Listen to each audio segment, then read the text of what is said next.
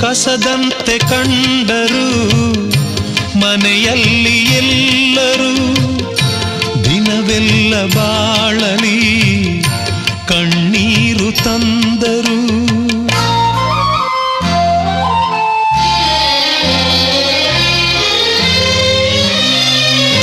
ಕಸದಂತೆ ಕಂಡರು ಮನೆಯಲ್ಲಿ